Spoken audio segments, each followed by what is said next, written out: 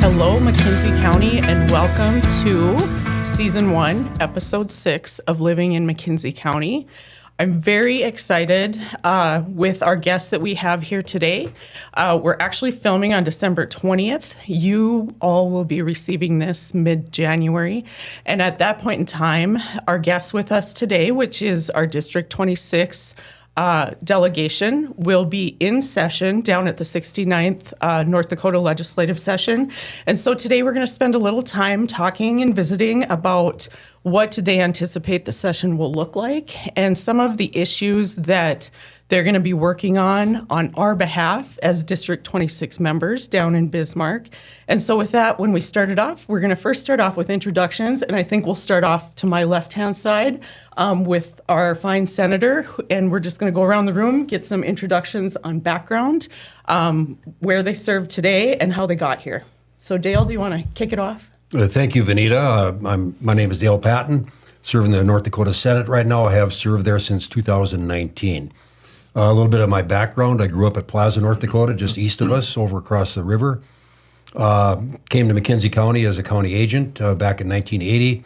In 1983, I switched to McKenzie County Bank, which became Cornerstone Bank here just in the last 10 years. Served 12 years as a McKenzie County Commissioner from 2000 to 2012.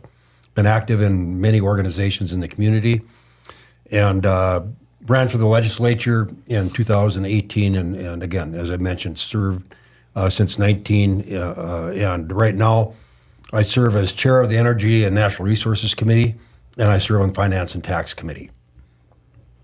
Excellent. Thank you, Dale. Thank you for being with us today. And after we get through all of our introductions, we'll certainly just get super conversational and kick the ball back and forth around the room. Next up is one of our two representatives, Jeremy Olson. Tell us about yourself, Jeremy. Well, Jeremy Olson, born and raised here in McKenzie County. Vawnita and I graduated high school together. We're classmates. I took off after high school. I joined the military. Was an Army officer for several years, and then finally made my way back to McKenzie County in 2011, and with the energy boom. I've been in the this will be my second legislative session. I was first elected and did an unexpired term, and then I just got reelected for a full 4-year term. So I'm also on the Finance and Tax, as well as the Energy and Natural Resources with Dale, but just on the House side. And I was also elected by my peers to be the caucus leader for the House Republican Caucus. And congratulations, Jeremy. Without sharing a whole lot about it, there is one elected caucus leader per for the Republicans per party. You're the chairman of that. On the House side. On the House side. So quite an honor. Thank you. Congratulations. Okay, moving right along. So we have our freshman representative here. And so I promised Roger there wouldn't be a test. So okay. Just getting into it. Roger, tell us a little bit about yourself. I was born and raised in Stanley, North Dakota. And I graduated and went to Wyoming, worked in the oil fields for about 12 and a half years. Oil field went sideways, and I swore I'd never, ever work in the oil field again. Well, never say never. And went to California about 4 years and worked in the sawmill out there, and Spotted All took that job. So I ended up going to have to drive truck for a living. And I just thought I could do that in North Dakota, so I moved back to Watford City, or moved to Watford City because my mom had moved here in '78. And then I've been here from '91 to now. Perfect. And I've owned several businesses, and I retired in 2010. And the good Lord put it on my heart I needed to take and get involved in politics, and it's just never been anything that I wanted to do in my life or even thought about doing. But I've learned never say never. And here you are. I am here. So, And I'm in District 26 representative. perfect. So maybe we should start with you real quick, Roger, before we get further down the line here. So you all have been down the first week in December and gone through your orientation. Tell us a little bit what orientation was like. It was over the top for me. I didn't know that there were so many like-minded people. It just, there's a nativity scene. On the Capitol grounds. Right in the Capitol. Okay. Like, really? I didn't see it to begin with until after I got my key fob, because we had to come through the security to come into the Capitol because we didn't have a key fob to come in the representative or senator door or whatever to get the pass to come in the west door. So I'm parking out front and I go through security until after I got my fob. Then I came through the west door from my assigned parking spot. And when I got to come through the west door and off on my right-hand side, coming into that hallway into the Capitol, there's a nativity scene. And I thought, whoa, that on top of having all these like-minded people? North Dakota is a great state. Amen to that. Yes. Let's talk a little bit about, because some of the things you do orientation for the freshmen, but also committee assignments. Who wants to talk a little bit about committee assignments? Okay, you end up, when you get elected to the legislature, you get assigned typically to two committees. You have an A committee that meets Monday, Tuesday, Wednesday, and a B committee that meets Thursday and Friday. Unless you're on appropriations, and that's a Monday through Friday committee, and you only serve on one there. You can serve as a chair or vice chair on your committee, but if you're serving as a chair or vice chair on your A committee or your B committee, you cannot serve as chair or vice chair on the other committee that you're on. So, like I mentioned previously, I'm chairing the Energy and Natural Resources Committee, which is a B committee, and the A committee that I have is Finance and Tax. So there are a couple of significant committees that deal with a lot of important issues for the state, so I appreciate that chance and that opportunity to participate at that level on those two committees. And I'm looking, and I know my way around the legislature a little bit, not a lot. Spent some time in the Capitol, in the tower, as an employee of the Ag Department, but I see in both houses. District 26 is represented on Energy and Natural Resources and Finance and Tax. We know those are both sought-after committees. How did y'all pull that off? Well, speaking for myself, I mean, yes, Finance and Tax as well as Energy and Natural Resources are very coveted committees and extremely blessed to get on it. For me, I knew what I wanted early on back when I ran the first time, so I made contacts with the chairman even before the election happened. Developed relationships, sold myself as why I would be a benefit on those committees, and when it comes to choosing committees, they're going to choose some freshmen, and the way I looked at it is for the most, they're going to be names on a piece of paper. I wanted to be someone they've actually talked with. So for me, it was about developing relationships, and that's the way I worked as a legislator already. Is it's about relationships. Dale, anything to add on how we are so fortunate to have representation on those two coveted committees?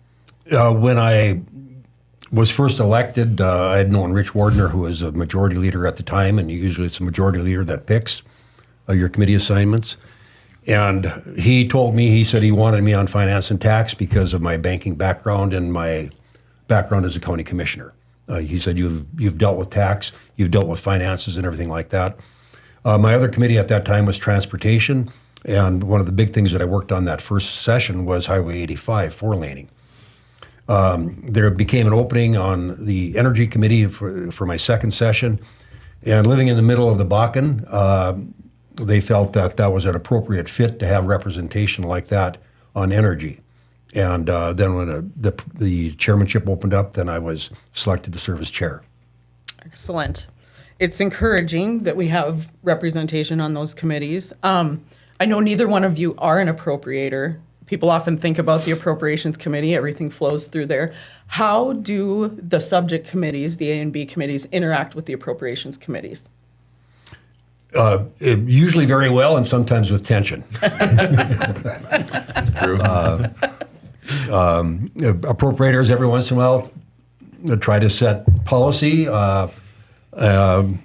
and we push back a little bit on that. They're the appropriators, but other times, if there's a budget cut, that also can affect policy. So, no, we work hand in hand. The dollars have to flow with the policy, and you want to make sure that they understand the purpose of the policy and so forth. So, like I said, we work hand in hand and sometimes with tension. And it comes back to communication and relationship building. If you have a good relationship if a policy person has a good relationship with an appropriator, you can have that conversation and have that discussion on why it's important, and then, hopefully head off some of that tension before it becomes that. Yeah. Excellent. Yes. Briefly, Roger, you were appointed to Education and Transportation, to opposite chambers, but kind of picked up representing our transportation needs out in Western North Dakota, where Dale left off, and then Education.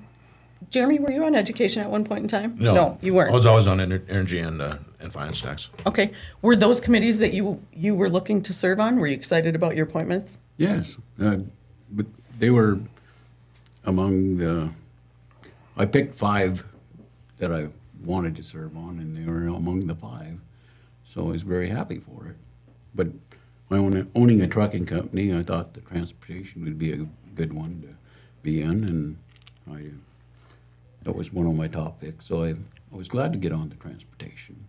And education is something I think is very near and dear to my heart, because there's, what does Hosea 4:6 say? My people are destroyed for lack of knowledge.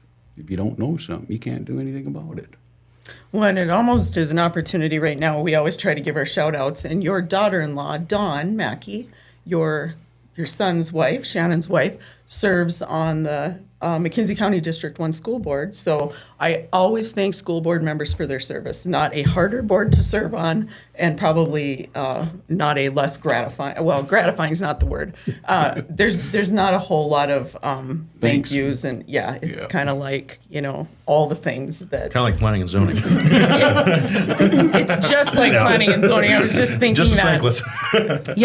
I like to pull Brock in once in a while. He's off camera, but our producer, Brock White, is the mayor of South Hart, and so Brock drives up almost every day to work. And so what I want to say to the elected officials in the room, we kind of joke about it, but everybody, there's all of the theories out there of corruption and all the things, and everybody's still waiting to find that black bag of unclaimed money. That. So excellent. I'm excited for the committees that you were appointed to, and maybe so I keep transportation top of mind, and let's talk a little bit about, and I know we're going through a transition with a new governor, but the outgoing governor, Governor Burgum, did give his budget speech and his presentation a couple weeks ago. One of the things he had in there was a plan for bonding, and one of the bonding projects was 4-laning of Highway 85. Do you guys want to talk about that at all? I think it was in the 21 session, the state took a look at the bond environment at that time. Rates were extremely low. Inflation was actually higher than interest rates were. And we bonded a significant amount of money. It was $780 million, I believe, the ballpark. Probably should have done twice that much because of the rates and the inflation, and primarily for infrastructure projects in the state. Bonding allows us the opportunity to complete the infrastructure projects at a faster rate. We have the revenue streams available for us to do it. We've always been very careful when we do these types of things, because when you bond, you create that debt payment that's a part of our baseline cost of doing business then. regardless of the economy, regardless of what the commodity markets are doing and the revenue streams for the state, you have to make the payment. So we've always been very careful about that. But our revenues have been more stable as a result of the legacy fund. And as a result of that, I think the opportunity to continue with some bonding to get these projects done on a more timely basis is appropriate. I'll just add on too that along with finishing these projects on a more timely basis, it's actually saves us quite a bit more money because we're not having to pay later. We're not having to pay the cost of the future cost of it. We could lock it in today's dollars versus having to 2 years from now that $10 million might be 10 and a half or 11 million. So it's the ability to get it done quicker and less expensively. Well, I know you guys know this. There's the cost of money. That's one piece of it. And then also, McKenzie County's done a lot of projects. And what we know is when we phase them, you have your mobilization charges every time. If you can kind of minimize those, there's a lot of opportunity and savings in committing to projects, committing the funding, and being able to, move those more quickly. So, absolutely. Getting something done sooner, first of all, you get the benefit of having the project done, that economic benefit of the project. You save on the inflationary cost. You save on, many cases, like you mentioned, the mobilization cost. So the interest expense of doing this is a very minor part and compared to the advantages. and probably the advantages outweigh the interest cost By a lot. by quite a bit. And we're getting the interest we're getting by keeping the money versus bonding is we're making more on the interest of the money that we have than we are paying out in the interest of the bonds because of the bond rates are so low. Excellent. So not to go back necessarily to our November election, but one of the measures, and don't even ask me the number, I know we had 5, and one of them was the change in the legacy fund and the investment opportunity. Does anybody want to talk a little bit about that and what it means in true dollars and the benefit it brings to the people in North Dakota? I'll take an initial shot, then Dale can can fill in. Mm-hmm. So the bill was, as it currently stands, back in, I think, might have been the 2011 session, or maybe the 2009 session, there was, we had to be able, when we created the legacy fund, there was a provision there to be able, if there's an emergency, if there's an uh-oh moment, that the legislature had to get access to some of that, those funds, they could, with 2/3 of the House and 2/3 of the Senate, get up to 15% of the principal. Back then, that was going to be, a pretty good chunk of money if we needed to do that. We had no idea how well and how big this and how blessed this legacy fund would become. So 15% now versus 15% of what we thought we would have is multiples. We initiated a measure, the legislature initiated a measure to reduce that amount from 15% down to 5%, because in order to be able to get 15%, you have to basically have 15% liquid or basically having it in the bank account, have it ready to check on.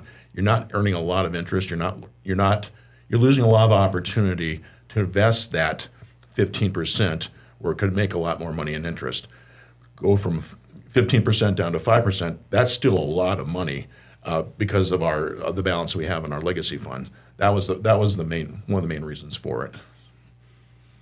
Yeah, our legacy fund right now is about $11 billion. So 15% is going to be over $1.5 billion. First of all, I can't imagine a scenario where this legislature or the near future legislators would ever vote to pull principal out of the legacy fund. But because of that requirement of a 15% availability, they had to keep that liquid, which affected the earning power of that 15%. By reducing it to 5%, we can take 10% additional legacy fund dollars or over $1 billion and invest it in a higher rate of return. So it made logical sense, and I think it was the right thing for the state to do. Do you feel like the people in North Dakota got this election right?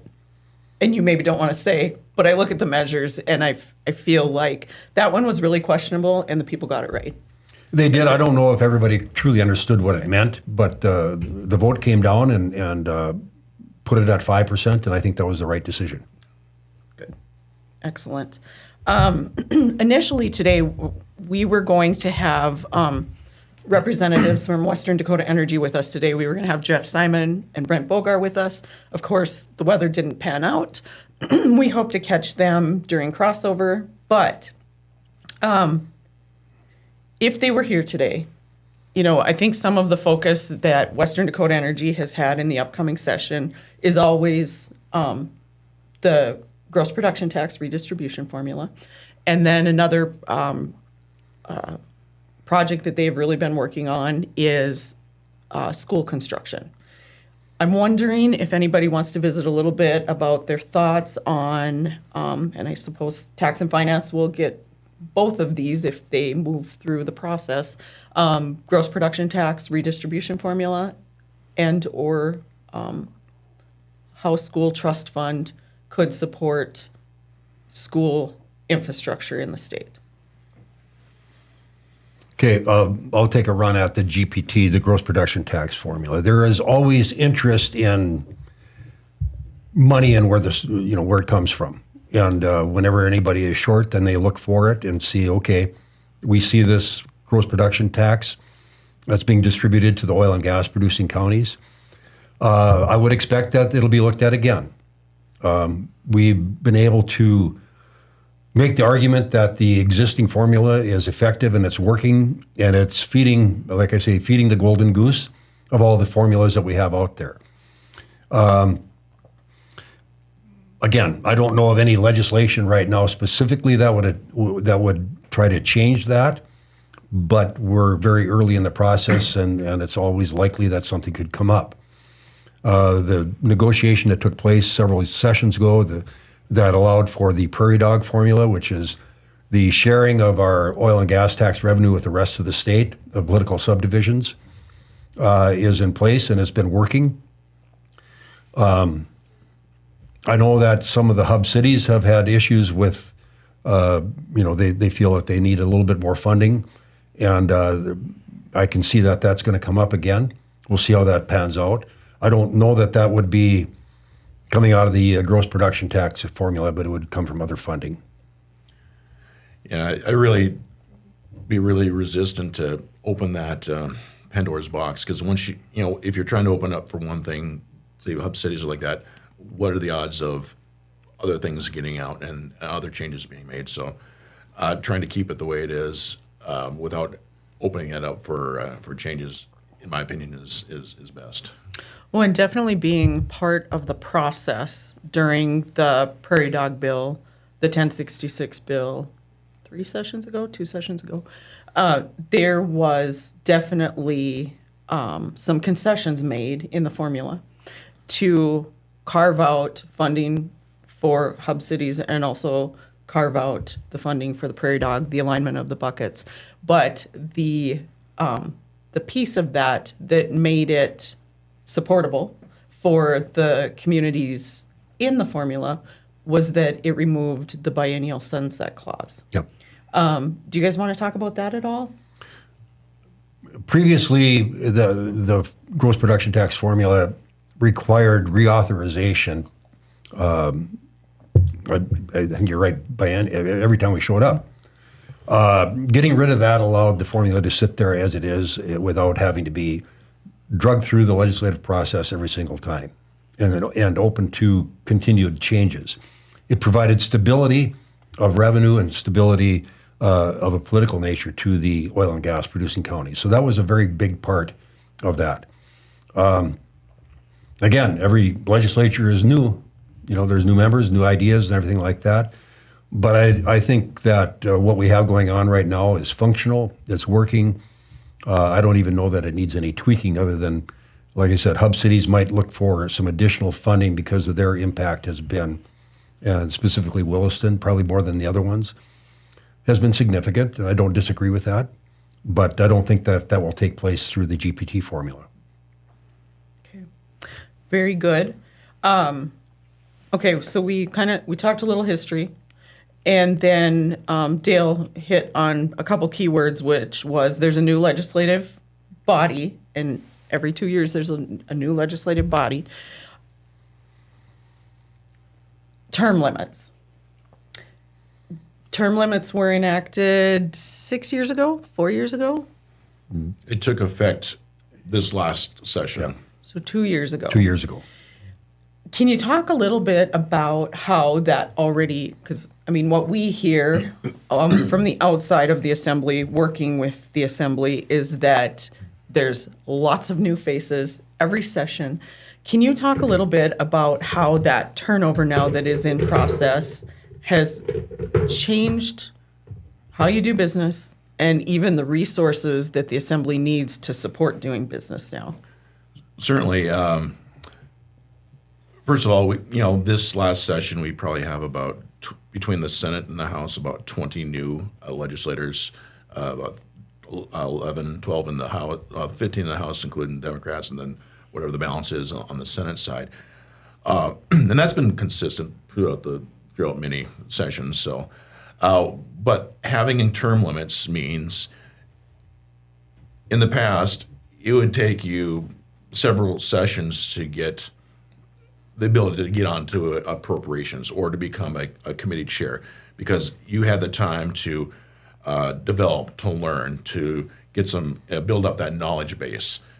We no longer have that luxury. At the most, we will be in eight sessions. We'll have a total of 8 years, 4 legislative sessions that we are going to be in. The most experienced person will have 3 sessions under their belt. So we have to start promoting, developing our leadership early. In the House side, we have a sophomore who is now a committee chair. We have several other sophomores that are vice chairs, and we even have a freshman who is on the appropriations team on the House side.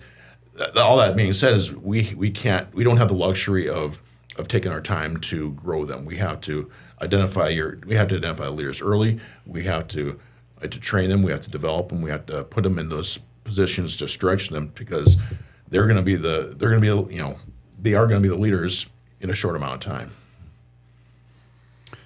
The impact of term limits, I think, is going to be very challenging. It takes time to learn the process. It takes time to learn the issues. It takes time to become an expert. The fact that you put a freshman on appropriations means that they don't have any of the policy experience when they sit there. Most appropriators have come from policy committees and have a lot of experience behind them. And when they sit on appropriations, then they understand what the policy process is all about. Ultimately, the impact of this, I think we typically could see anywhere from, historically, 20 to 30% turnover in the legislature every election. That seems to me that was reasonable. The outliers were the ones that were there for 30 years. That was rare. There was a few of them on both the House and the Senate. But the main body, 80% or better of the legislature turned over. There was always the argument the legislature is filled with old white guys. Well, by its own nature, if you got old white guys serving in the legislature, they're going to turn over a little bit faster than if we had young people, just because of we're old. So the challenge, I think, as we go forward is the knowledge base and the experience and the history will be held now by the agency people and the lobbyists. Now, I have a lot of respect for both agency people and lobbyists. The lobbyists and agency people have a lot of respect for the legislature. It's been very dynamic. It's worked well. There are resources that we depend on heavily. But there will be a shift in that power balance to the ones that, if they have that knowledge base, they have that experience, they have that history, they're going to be even more dependent upon by the legislators in order to solve the problems. They won't be able to bring their own experience and their own knowledge to it as much as so it'll be the other ones that'll have that at the table. I don't know if you see it the same way I do, but I think this is maybe one of the Times opinion where North Dakota got it wrong. But we have a legislative assembly that meets every other year, and it's always been a citizen legislature. And the term limits to me feel like a shift towards something that looks similar to the federal government. And to your point, Dale, if you ever get inside the Beltway, you start to realize that those policy analysts and those agency folks they're really, really young typically, and they're making a lot of decisions because of those term limit turnovers or those things that cause assembly turnover. I'll just add to that. I had a very successful freshman session because I had good mentors like Dale, like LaFour, like Wardner, guys with a lot of background, a lot of experience to help guide me, to give me the information I needed ahead of time, prep me to become a good legislator. When the most senior person is going to only have 3 sessions under their belt, I said this before, who's going to be the old man on the mountain to get the wisdom from when that experience is no longer there? So that, I think that's going to be a very big challenge going forward for us as newer legislators. Somebody just not off the street the other day, but somebody I was talking about the term limits and the rapid changeover, said, I wonder what it would look like to have some of these ad hoc type committee participation, non-voting folks that have a lot of the institutional knowledge. And for a time, the agency folks serve that. They will start to turn over too, and you just look to where that institutional knowledge comes from. It's called the steep learning curve, yes. With maybe some mistakes along the way. Acceptance of mistakes. Yeah. How does it change legislative council? There's some proposals out there that are being looked at that would increase the number of people available for, they call them policy positions. Right now, Legislative Council, which writes our bills, is primarily attorneys that do bill drafts for the senators and the House members. There's a consideration to add people that become policy matter experts that will be the support people for the legislators to help as we go forward. We'll see how much we add to that. They would be independent of agency people, and they would be independent of lobbyists. So they would be, I'm going to say the intent would be without agendas, but policy experts. One of the unique things about North Dakota legislature is Dale, myself, Roger, we don't have staffs. Many states that have citizen legislatures, state legislators, they have staff assigned to them. North Dakota is one of the few states that does not have that. So I am my staff. So having some policy experts, having some resources would definitely be helpful in that to be able to get things done, because we still have day jobs too. Sure. Well, Absolutely. those of us who aren't retired. By the way, when you add those policy positions for the support, that costs money. They're full-time employees. So when you look at that aspect of it, the term limit is going to result, I believe, in an increase in government spending because of getting these policy people in place and they're permanent or full-time employees, and you pay the salaries and the benefits, and they need to be that resource. Yeah, there are many times somebody says, well, I'll have my staff reach out to your staff to deal with this. And here's my card. Yeah, which means here's the the two of you number. are Here's the number for passionate my about- staff. There you go. Absolutely. Okay, so we have people that are listening that don't have a base knowledge of the legislative process.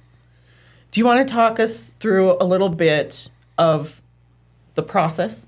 We're one of the states where every bill is heard. You can't bury a bill. Just talk us through a little bit of the process and maybe even a little bit of what you see as the bill workload as well. There is 2 ways that a bill gets introduced. It either comes from an agency as an agency bill, and by agency I mean one of the state agencies. They have the ability to bring a bill forward and have it introduced. Or you have a legislator introduce the bill. The agencies, obviously, they're executive agencies, so a lot of them, they report to the governor, so that's his access to the legislative process is through his agencies. Or the legislator. When we look at the legislator, introducing the bills. As you mentioned, every bill that gets introduced gets a hearing and a vote on the floor. We are, I think, the only state in the country that has that option. Some states, they can kill a bill in committee. Some states, what they do is they defer it to in South Dakota, I think it's like the 51st legislative day. Well, their legislature only meets for 50 days. So it never actually does get to the floor. The workload that we have facing us right now, we believe there's going to be a very large number of bills. So that's going to be a little bit of a challenge to get it through in the 80 days that we have available to us. It's going to take, some serious and very, I'm going to say, structured committee work as far as making sure that we stay on task and get the bills either through the hearing process and onto the floor for a vote. There's always discussion about changing that, either limiting the number of bills a legislator can introduce, requiring at least 2 votes in committee in order for it to come out, 2 yes votes in order for it to come out to the floor, being able to kill it in committee. All those discussions have taken place at different times, but so far there's been no change, and I don't actually anticipate that happening during this session. So we're going to deal with it along the way and see how it turns out again. I've heard some numbers on number of bills last session, anticipated bills this session. Do you want to throw those numbers out? Last session, we had somewhere in the neighborhood of 930, plus or minus a couple bills that came through. Right now, the number I'm hearing is in the neighborhood of 1,400 that might be introduced in the next legislative session. That's a lot. And again, us and our staff are going to be pretty busy. Of note is when a legislator is working on a bill, that's confidential between them and legislative council. So while we get some bulk numbers as far as what's taking place, we don't get specifics from legislative council. That's part of the, you don't get to look at the bill unless the legislator shares it with you, or once it's introduced, then everybody can look at it. So the number that we have facing us is somewhat of an unknown yet, and especially as it relates to content. Yeah. Another thing, too, is we're probably going to have a lot of replications. I mean, even in the last session, we had bills that were essentially identical. So what happens is you don't pass 7 bills that do the same thing. You take them into committee, you pick the best parts out of them, make one bill out of it, and then defeat the rest. So I imagine there's probably over 50 property tax bills out there in draft. We're not going to pass 50 of them. We're not going to probably vote on 50 of them, but we're going to combine them and get the critical few. So that's always something that happens. You have a lot of because they're confidential. Okay. Bill that I might be working on might be the bill that somebody from Castleton is working on, but the right hand doesn't know what the left hand's doing because it's a confidential between the bill drafter and the legislative council. So when they do come out, and that's the point where we realize, okay, we're doubling up on this. So let's figure something out. But the recognition of doubling up happens at committee level, not at legislative council level. Like legislative council doesn't say, you should go talk to that person. No, they can't. Okay, at this point, they can't. It all goes to committee level. It's confidential. Yeah. We've talked about allowing that transparency, but it has not happened yet. Gotcha. All right. You touched on it a little bit. I think we should talk about it more. So Measure 4 failed, but all we've heard about is that there are going to be a lot of property tax bills. And you're both on your finance and tax committees in your chambers. Can we talk a little bit about that? Sure. There's been a lot of meetings and a lot of work being done on the property tax aspect. And like Jeremy mentioned, there's probably, the number I had heard recently, it was 57 property tax bills out there. When we get done, I think that it will get narrowed down. It could be as few as 1 in the House and 1 in the Senate. I think it's more likely going to be 2 or 3, and how they break out, I'm not sure. in the I'm going to call them three different parts of what we're looking at when it comes to property tax. One will be technical corrections. We always have those that take place, every session where a bill that gets passed had something in there that was missed or a flaw or an unrealized issue. One example of that, the $500 tax credit, having it available for families that are in a trust. A home that's owned in a trust. That was an unintended consequence. Yeah. That would be Nobody thought of that. Yeah, So that would be a technical correction example. So the other two categories are going to be relief and then reform. And whether they're dealt with in one bill or if they're separated, we'll have to determine that. Relief will take the form of probably an additional and more enhanced primary residence credit. And it'll probably have some additional components related to the homestead tax credit. They're proven now, they work, they're accepted, and the process is in place to deal with it. The reform aspect is more challenging, and the things that come up in the reform component of it are property tax caps and property tax exemptions. When we look at that, how do we cap? What the percentages that we cap? In other words, how do we limit the increases in property taxes? How does that affect the home rule charters? How does it affect quite a few different things in that manner? And then exemptions. What do we allow for exemptions when we're putting all these in place and we're providing all this relief? We can take a look at those that are being exempted right now and do some of those exemptions go away? And I think they will, whether it's in the property tax aspect of it or in sometimes the sales and use tax exemption will be taken a look at again. Our ability, we've got great cash flow in our state. We're one of the best in the country as far as our fiscal responsibility and our financial condition. But it has its limits. And the more of this we do, as I said the other day, when we have our revenue streams, they're used in four different manners. Some of it we put into savings. That's like our legacy fund and our rainy day funds and so forth. Some of it we use for infrastructure projects. Some we used for paying the operating expenses of the state. And some of it we send back to the political subdivisions for tax relief.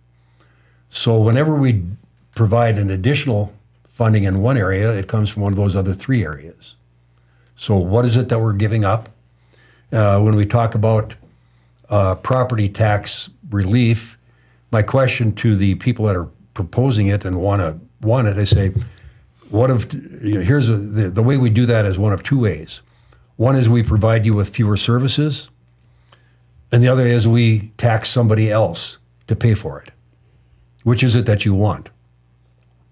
Well, I want somebody else to pay for my services. The only fair tax is the one that somebody else pays. Yes. And when we look at it from that aspect of it, and we're talking about the oil and gas industry primarily.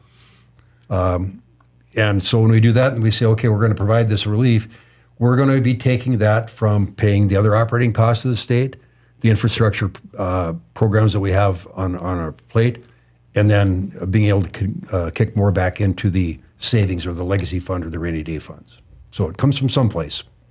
And just imagine all the big projects that we've done, these one-time fundings, these short-term fundings, Western Area Water Supply, water projects, the dam projects, bringing water to the eastern side of the state. Those are huge projects that are paid for with one-time spending.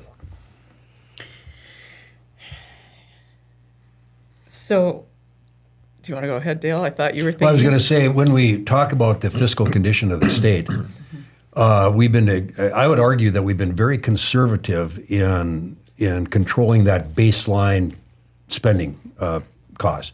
In other words, by baseline, I mean the ones that are ongoing and are committed regardless of what the commodity prices are doing. I mean, we pay them every single year regardless. We've been very good at providing, keeping control of that. As a result of that, during great commodity pricing years, we have big budget surpluses. We have a lot of cash on hand. And in those years, we use that funding to pay for these infrastructure projects, these one-time deals. So when everybody takes a look at it and they say, well, you've got all this money, we do because we've controlled our baseline costs. And as a result of that, we have the ability to fund these infrastructure projects that are of a high demand and high value to our citizens. When we don't have the money, then we don't fund them. So it's the bigger you make that baseline cost, the less you have for those infrastructure projects, and the less flexibility you have when commodity prices drop. Now, I don't know how you view this, if you view it as a baseline cost, if it's become institutional now because it's been so many bienniums. But do you want to talk a little bit more about, under property tax relief, the mill buydowns that the legislature has taken on? And then, I mean, we can probably expand that into a little bit of what local political subs have used as budgeting philosophy, and that has kind of gone two different directions and probably gotten us into a little bit of why there's some pushback and discontent with property tax. But let's start off with a little bit of history of the mill buydown that the legislature has taken part in. Okay, before we do that, I want to go back to the 23 session where we provided, the program provided $515 million worth of tax relief.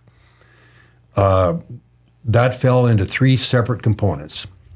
We redid the income tax brackets, eliminating the tax on the lower income. 3 out of 5 North Dakotans don't pay any income tax. The second thing we did, we took away the asset test and increased the income levels for the homestead tax credit, which provides tax relief to senior citizens and disabled on their home. And the third thing we did was the primary residence credit. So the target when we designed all of those things was to try to benefit the residents of the state.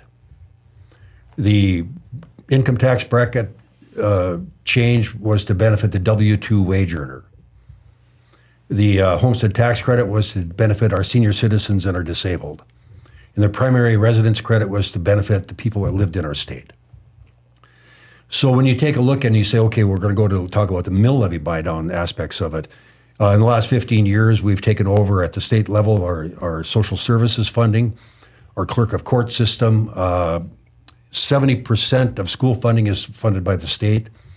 Those types of things were all basically mill levy buy-downs.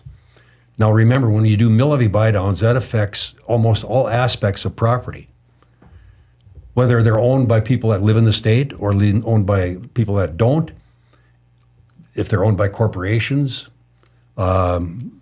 Whatever it is, whoever it is, gets the benefit of the mill levy buy-down. An example I use is my brother who lives in Iowa, owns 2/4 of land back home. When we do mill levy buy-downs, he gets that tax relief.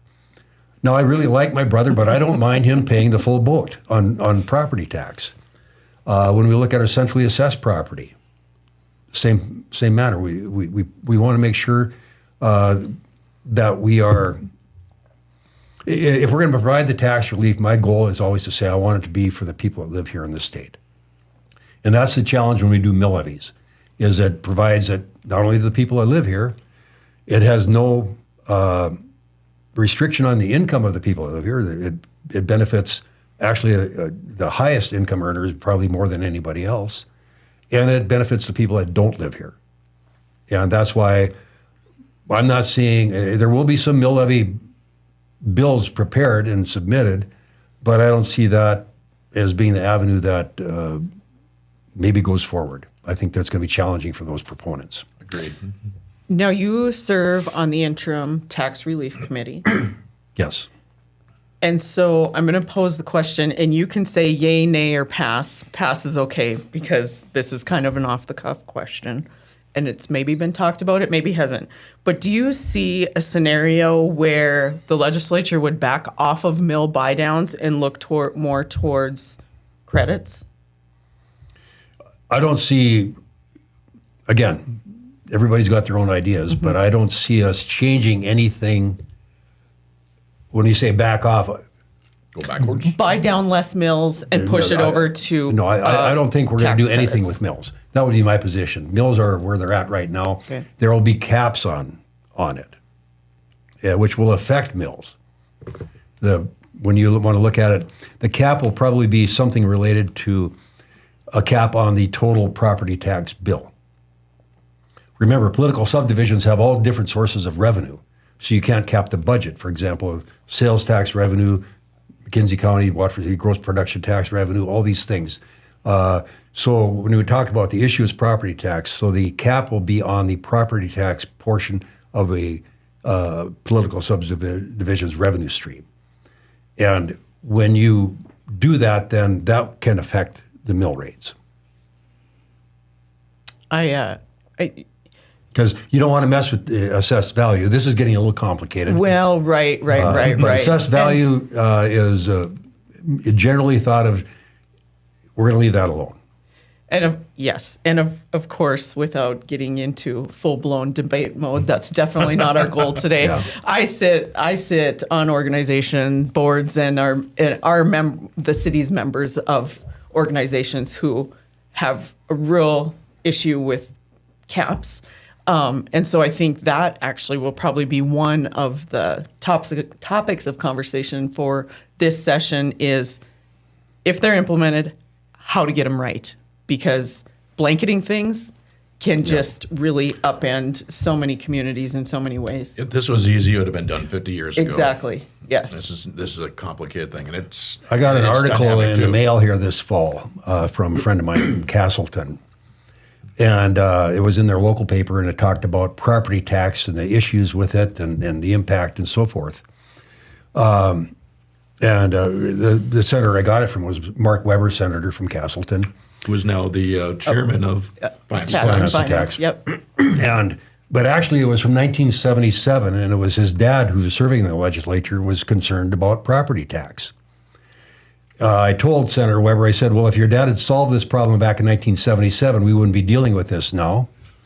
He laughed, and I have a feeling that 50 years from now, we'll still be talking about solving the property tax issue. Our kids will. Yeah. So there is no perfect form other than, like I said, the one that somebody else pays. Do you want the services? How do you pay for it? And who's going to do it? Most definitely. Okay, we talked a little bit about this guy already. We talked about that. We're actually getting kind of close to the end of the things I had notes on that I wanted to make sure we didn't miss. But I would certainly like to go around the room and I think kick it to each one of you. What do you see as priorities? And what do you see as challenges coming forward? And I think we touched on one of them already, property tax reform and property tax relief. But there's definitely going to be a handful of other things, and especially natural resources and energy. Can we kind of go around the room and you talk about really, I guess, your priorities, things that you see coming down the session road that you're really focused on? And we'll get a little more into this, but I guess as people living in McKenzie County and residents here, what they should be concerned about coming into this next session. So let's start with Dale and work this way. To further talk about the property tax component, I think we need legislatively to know the dollar amount that we're willing to commit to this relief and reform effort. And from there, then we can build the model that will work. So that'll be one of the first steps that we take. I'm hoping that we get this done very early in the session so that we can move forward, because once we know what that dollar amount is, then that allows us to deal with all the other proposed spending bills and infrastructure projects and so on. One of the other things that is coming up is the growing and extremely fastly growing demand for electrical power. And the impact on our generation and our transmission and our grid. It's going to be challenging. We've got they call it the electrification of the oil industry. That's taking place at a very high rate. McKinsey Electric's demand grew 10% last year. And they're a very large co-op, so a 10% growth is huge. We've got data centers showing up, and they're very high energy demand things. We've got discussions about whether we build generation, what's called behind the meter, to deal with some of these demands. And so generation, I think Basin Electric is looking at $8 billion worth of investment in generation and transmission over the next 10 years. Data center development, we're not talking about millions, we're talking billions of dollars investment there. The one down at Ellendale right now is well over $1 billion with the intent to spend up to $20 billion. And if they build all the tranches out that they have planned, it could be $75 to $100 billion. Our energy is in high demand in the world right now. They're all looking at our ability to harness it and use it, and it has to be done right. So as we look at that, the electrical grid and how it's being built and rebuilt and overbuilt, and the generation and transmission is going to be very interesting and challenging to develop out over the next few years. If you don't mind, Dale, do you want to just take a minute and just share a little bit about your trip to Germany and what you learned from the Germans? In September, I went to Germany on an energy tour sponsored by the German government. And there was 11 legislators from different states, and 6 of us were Republican, 5 were Democrat. But Germany is in a very green energy transition. I mean, extremely green energy. They eliminated all their nuclear. They're in the process of, they shut down their coal mines and right now are shipping the coal in. Their transition energy was supposed to be natural gas, which they were getting from Russia. Well, when Russia invaded Ukraine, then they lost that access. In about a 6-month period of time, they lost, I think it was like 35% of their coal and 55% of their natural gas access. Their solution right now is they're going towards green energy and solar and wind. And it's an all-out effort. They had something, I think it's called Dunkenfruit happen. Dunkenfruten, which is a wind drought. In the last month, they've had it twice where the wind just absolutely died. They had nothing. And it resulted in an extremely high jump in energy cost.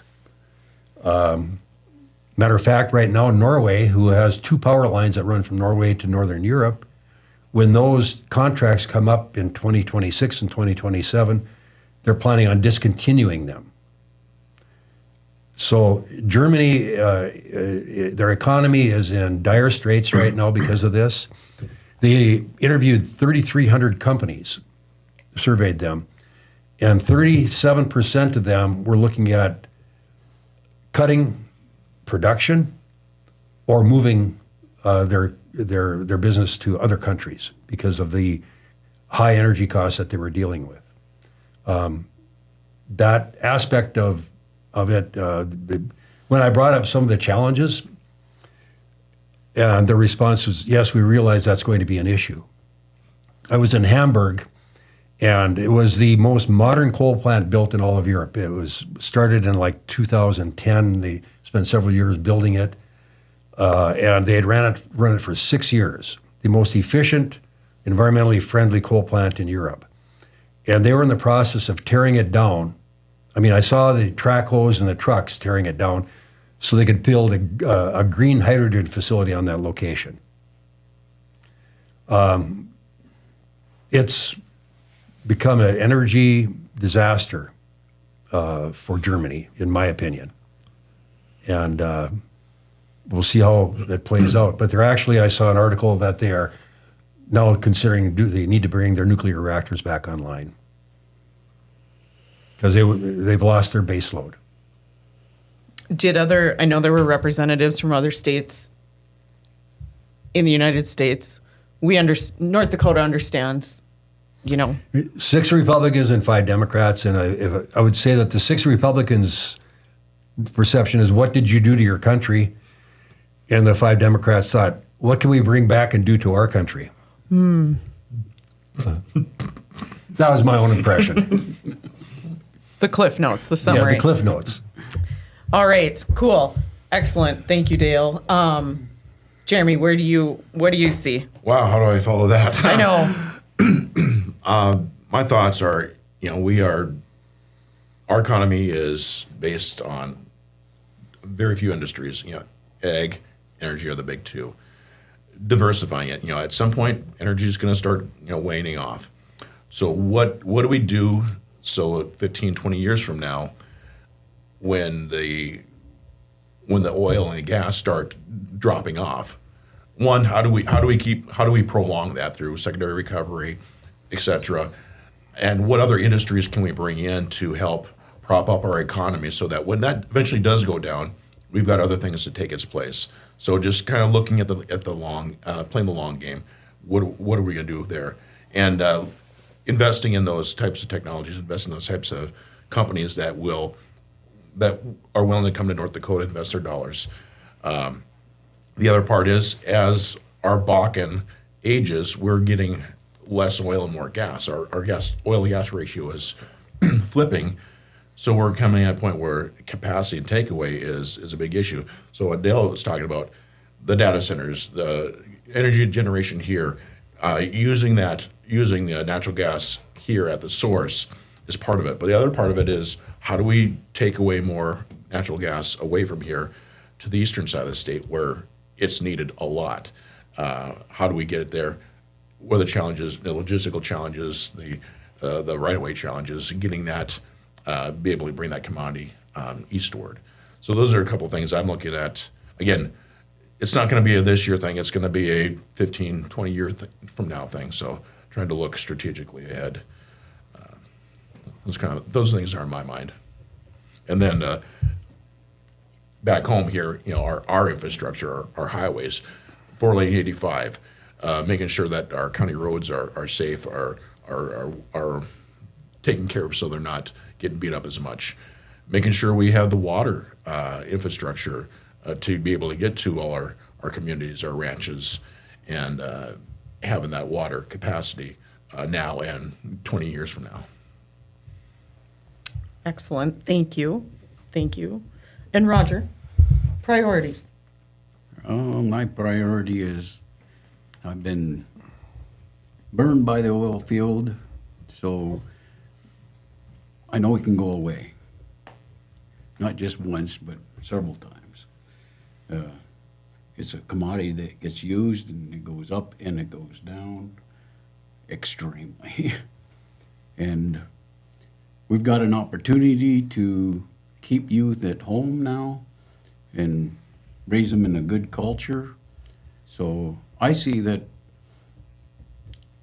think outside the box. What can we do to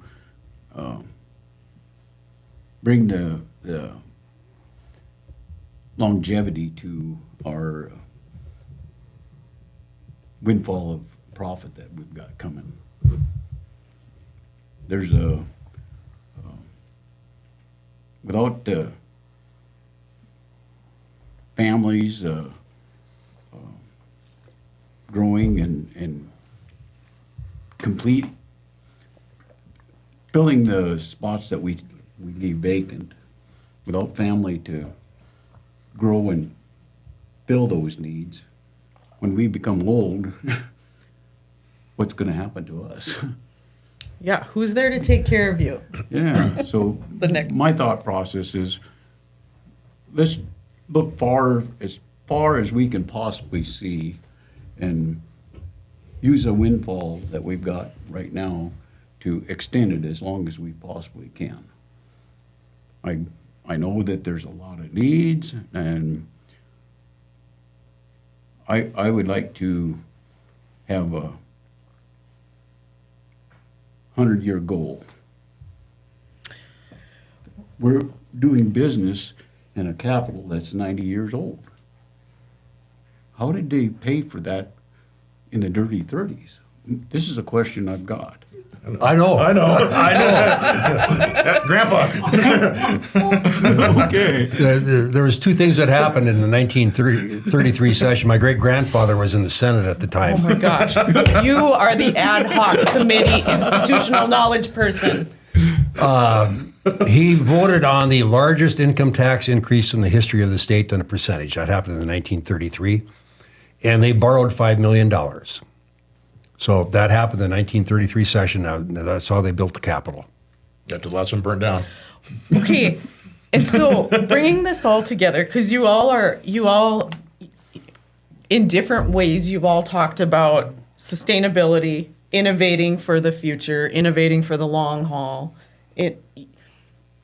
So bringing this back around, this is how I saw Measure 4, right, wrong, or otherwise. It was looking for immediate gratitude or Gratification. gratifications, immediate relief. When we have an opportunity, if we can stay the course, if we can focus, we can build the trust funds and really create the 100-year plan of opportunity for the next generation and the next generation and the next generation. Can we do that? We are. I'd say we are. We're in the process that the people that were there before me, the people that were there before Dale set it up that way. And then the citizens voted for these constitutional funds for that reason.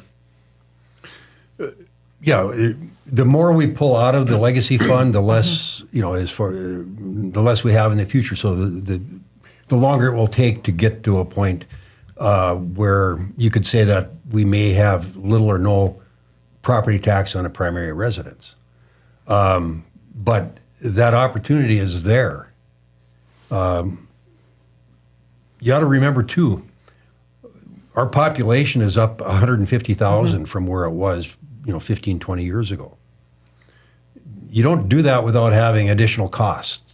There's additional education costs because we have young families that have moved to our state. Our student enrollment is way up. I mean, look at Watford City. We were a little over 500 20 years ago, and now we're over 2,000. That doesn't happen without cost.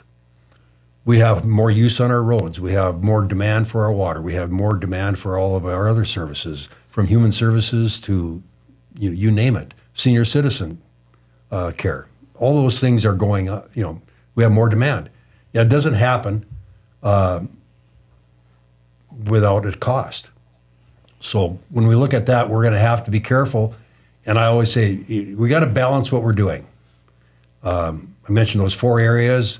If one of them takes over completely, it's at the cost of the other 4. And you know this, Dale. You were a business banker. Business owners know this. You always have to make the investment first before you can reap the benefit of the ROI. And you're front loading. Yeah, and we've been in that scenario for the last 10 years, at least, probably 15, where we're still investing in that rapid population growth, in that added investment in long-term infrastructure. And so maybe we'll get to the point where we have all the infrastructure we need. I don't know if we will or not, but then you're to a maintenance mode and not an investment mode in the infrastructure. Yeah. And we've been in that investment phase and expansion phase for quite some time. We keep thinking that maybe, we built it all, and then something else comes up.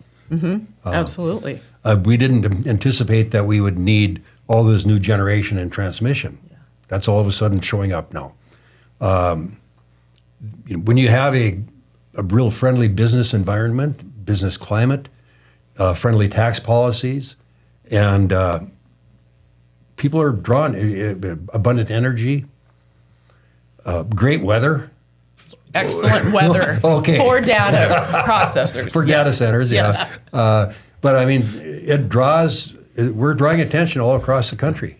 Well, think of it, childcare. Who would have thought that would be an issue in North Dakota? Who would have thought that would be a business issue? It's now a business issue because it affects the workforce that's available. Having a childcare thing, affects who could go to work or how many people could go to work. If they don't have childcare, maybe they're not going to move to North. Maybe that traveling spouse isn't going to move to North Dakota with the families.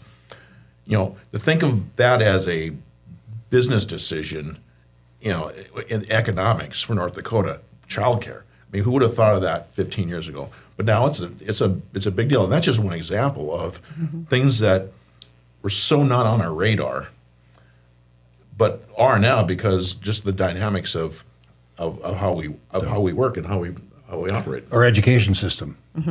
When you want to attract families, that's one of the first things that they ask questions about.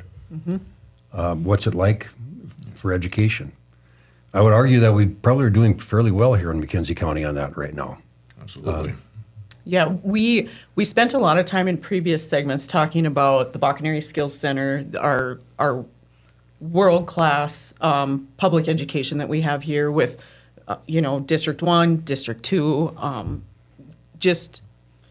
We're doing very well here. Yeah. And the leadership within the schools, the board, the administration. And that's why we got the families coming. Yes, they recognize that they went through a phase of really disruptive growth, and now they're really in a...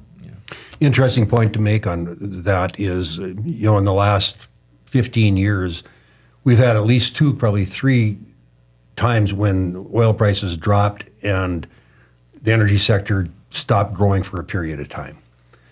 Our student enrollment in the school never declined. No. It stabilized, which to me, that's my measure. It meant that our families are staying here. They stabilized for a year or 2 and then they started growing again. So that's an important thing when people say, okay, when the families move here and they stay here, then you've got something good going on. And they start calling it home. Yes. Mm-hmm. So, okay, we talked about childcare. We talked about our school infrastructure. The one thing that Governor Burgum's budget had in it, which we honed in on because that's been a difficulty for us for quite some time. And Roger, you alluded to it. If you're going to retain families and you're going to bring that next generation up here, we have to have housing. Where are y'all at with committing state dollars towards helping solve housing crunches across the state in the communities that are growing? Governor Burgum's proposal had about $96 million set aside for this biennium for housing projects and broken up into different aspects of it. I have yet to see what Governor Armstrong's design is.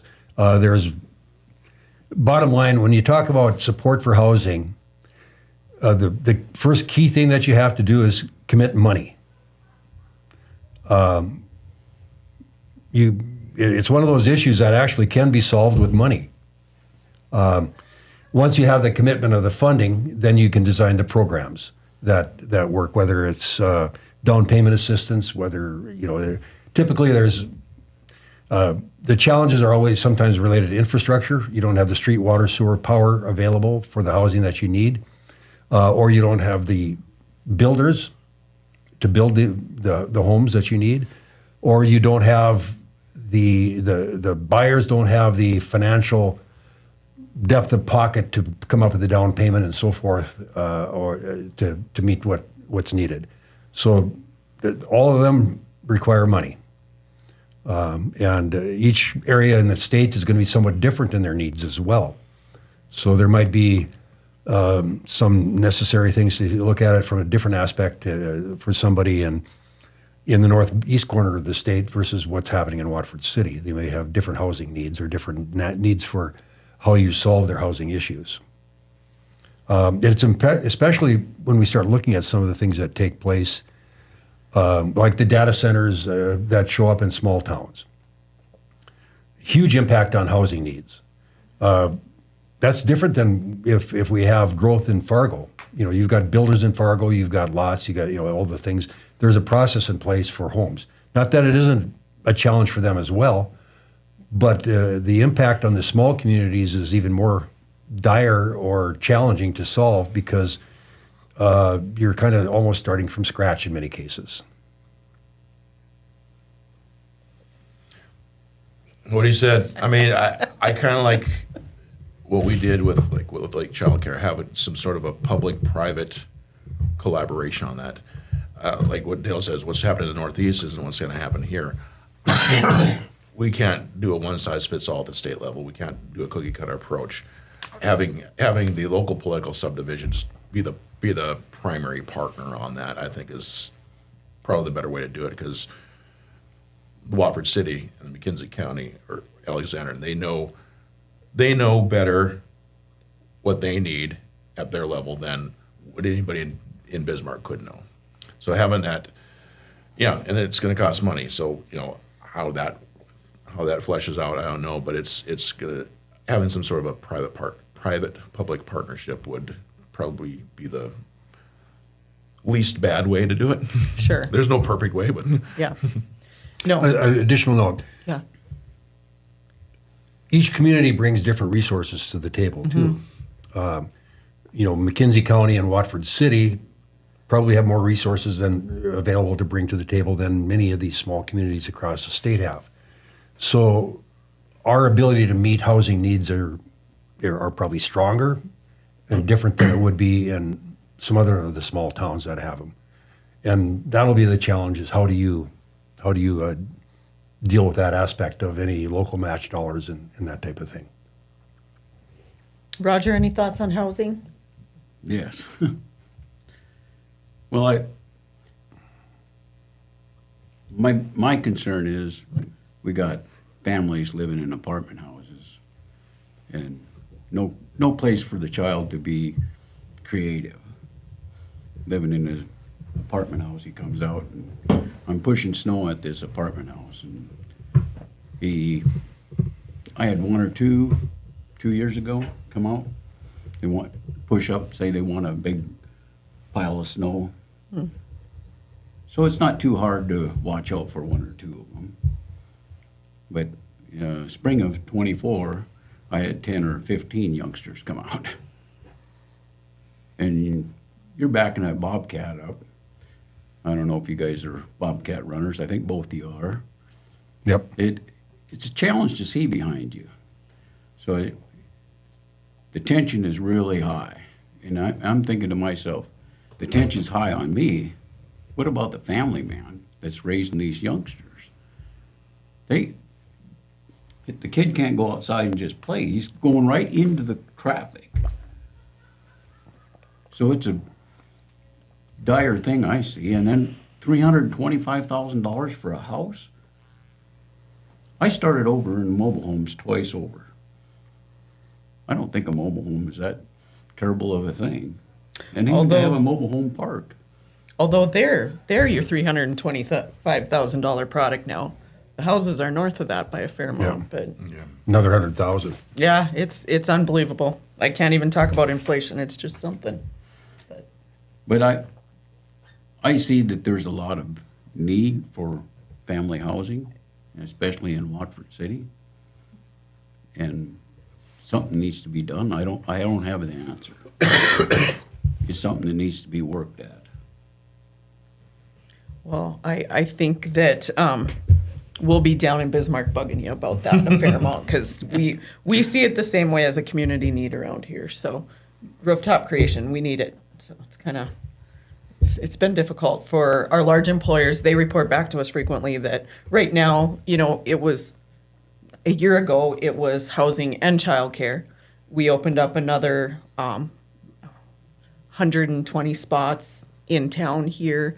And then Alexander's working on another 70. So we've kind of eased that capacity crunch, but now it's rooftops again. We're back to rooftops. So.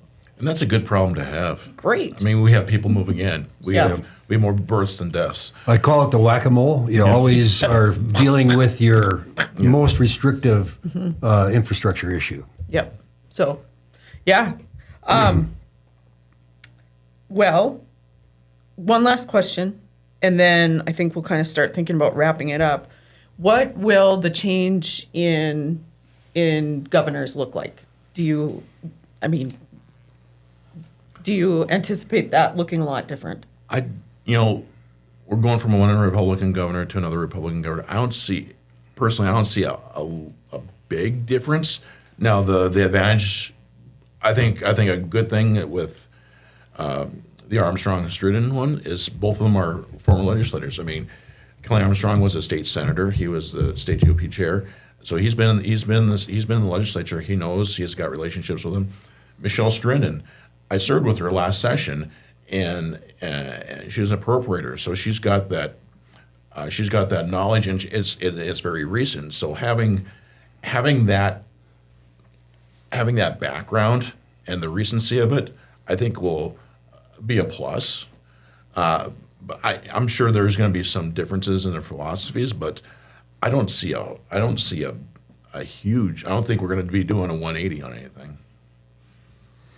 Probably the two biggest differences in their philosophy up front is that Governor Burgum was a big believer in income tax relief, and property tax was something that he thought was just taking out of one pocket and putting in another. Governor Armstrong, not focused on income tax, he's focused on the property tax aspect of it. Now, I agree with Jeremy. Both Kelly and Michelle come from the legislature and have great relationships, although I'm sure that we'll be able to create some tension with them over certain things as we agree and disagree on how we move forward. But they both have the ability to state their position, understand the roles that they play, and understand the roles the legislature plays. And we will agree on many things, disagree on a few, and still be friends at the end. Excellent. Okay, what is the first day of session? January 7th is the first day of session. Okay. Then there's the governor's inaugural ball, the 18th? That's Saturday, yeah, whatever that Saturday is. January 18th. For people listening, interested in the process, how do you track the session? How do you track bills? How do you pop into hearings? Okay. The biggest thing is a pretty user-friendly website, the ndlegis.gov, North Dakota Legislative.gov, and from there you could find your legislator. Get his contact. You could go to the 69th Legislative Session, type in Olson, you'll find two of them. Click on me. Hey, it's got my email address. It's got my cell phone number. Get a hold of me somehow that way. You could track a bill. If you know what bill you're looking for, you could track that. You could find out if it's been scheduled, when it's on there, and you could watch it live when it's being discussed and when it's being debated in committee. You have the ability to go on, and you can, if it's something you feel passionate about, you could write a letter of support. You could write a letter of opposition. If you have the time, you can come down to Bismarck and speak on a bill if it's something that you're passionate about. A lot of different ways to participate. The COVID opened up a lot of doors to be able to view things remotely and participate remotely. So that was one of the positive things that happened as a result of that. Is we had to get our tech updated quite a bit. So going through that process would probably be the best way to start. And then just find out which bills, find out which subjects are the most important to you, and kind of keep track of them that way. And when you do get onto the website, which if you just Google it, North Dakota Legislative Assembly, it'll bring you to the homepage, and then each assembly is listed, the 69th. 69th That's what we're rolling into. Yeah. And if I could follow up on that a little bit, every committee hearing is online, live and then recorded as well. So you can watch that instead of the soap operas if you want. Our floor sessions are online. And on TV. Well, and now that Yellowstone's over, there's probably people that need some new material. It will either be very entertaining, very interesting, or very boring. It could be any of those things as you go through it. If you're on RTC, there are two channels for it. Well, I can guarantee you it's much more engaging than C-SPAN is. So thank you all for that. So, and then if you have an interest in coming down to a committee hearing, let us know. If you want to sit in on a floor session. We have students come all the time last session. It's fine. You're welcome. Each one of us can host a person during a floor session, And if you have more than one, we will find other legislators to sit with. So, Another district will adopt us? Yes, That's yes. awesome. Cool. And you encourage constituent input? yes. Yes. So your contacts are on the website. Reach out, share your thoughts, be civil. You know what? We take compliments as well. I mean, it doesn't have to always be negative feedback. We take a compliment every now and then too. Well, you segued right into it. I do truly want to extend a thank you to each and every one of you. I think sitting back on the sidelines and watching the arena of elected service has become very difficult. I think it's nationally, but I want to extend a sincere thank you to each and every one of you for serving and for always being willing to respond and answer when there's questions, concerns, and even being so very helpful and supportive and always keeping community first, North Dakota first, people first. So I want to thank you all so very much for joining us. We're going to try to wrangle you back at crossover and see how things are going. And again, just thank you so very much. We appreciate it.